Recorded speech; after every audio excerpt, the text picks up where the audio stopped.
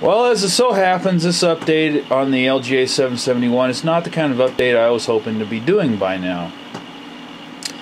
As you can see, I've hobbled together my original Hackintosh system into the case that the Gigabyte board had come in. Gigabyte board is installed in Big Blue over there, and unfortunately I cannot get Mountain Lion to run stably with that system. And I do not know why.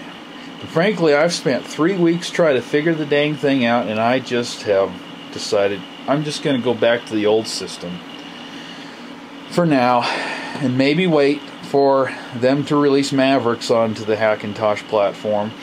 Although I am tempted to see if Hackintosh will actually take a Mavericks update, but I don't know that for sure, and because I have all of my videos on this computer, I don't want to risk destroying this and spending another 2 weeks trying to rebuild it.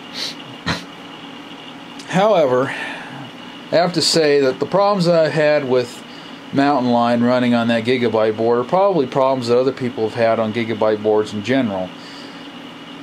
Running at default clock speed, trying 8 gig of memory instead of 16, trying all kinds of different flags during startup and different ways of configuring it and during the installation and things like that. The best I could get was it to be up long enough to upgrade it to 10.8.5, and I really was hoping that that would fix the issues that I was having, and it didn't.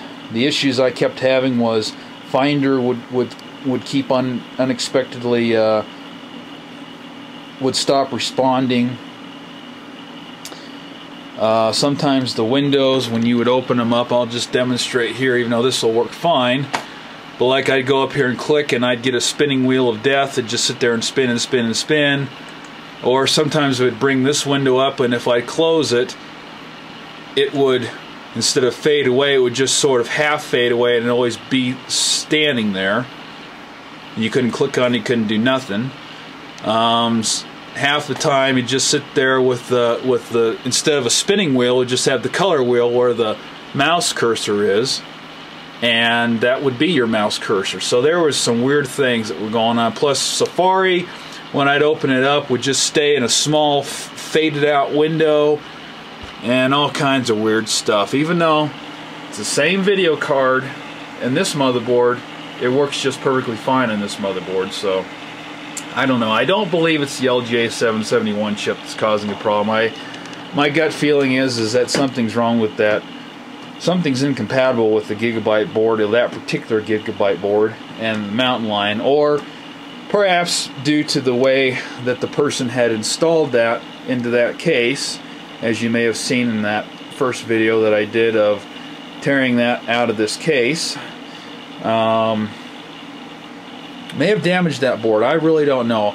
I know it ran fine with Windows 8. I never had any problems, even severely overclocked. I never had one problem with it crashing in Windows 8, but Mountain Lion, I just could never get it to run stably. So I think I'm just going to have to hold off on it for the time being and just kind of play with it when I feel like it, and probably going to wait for Mavericks to come out on the IATKOS flavor, because that's the one that I seem to have the best luck installing, at least on this computer anyway. So it's the one I prefer right now.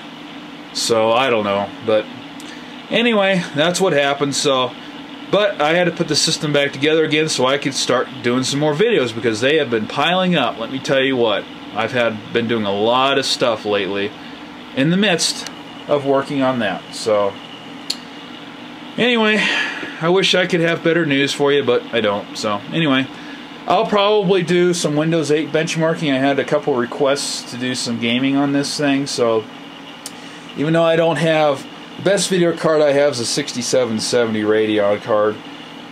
You know, I don't know if that's really a fair, adequate test for this particular processor, but I don't know, we might run it anyway. So there you go. It's also interesting though that I did a fresh install of this on this motherboard, and I used the PCI root =1 option for that because it said it worked with Gigabyte boards and things like that.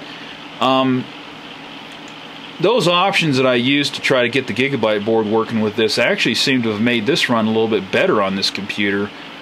One of the problems I've always had with this thing ever since I put Hackintosh on this thing was that sometimes I would click on something and it just wouldn't respond. It was like I wasn't clicking it, and I'd have to click off the window and then click back onto the window for it to actually recognize that I was pushing the exit button or something like that. But so far this has been running extremely better than it was before, so maybe I just needed to do the right options when I was installing this. I don't know. So I'm just going to go ahead and start doing some video editing here and start uploading some more videos, and hopefully I'll find out. There was an interesting thing that happened when I was running a Gigabyte board. This menu would pop up down here and it would just stay up, and I click on something and it would just keep, the icon would just keep bouncing like that. And so I just clicked on all of them, so they were all bouncing at the same time. They were doon. They never open up, they never load, but they just kept bouncing. I kind of wish I had recorded that, but anyway. Take care, everyone.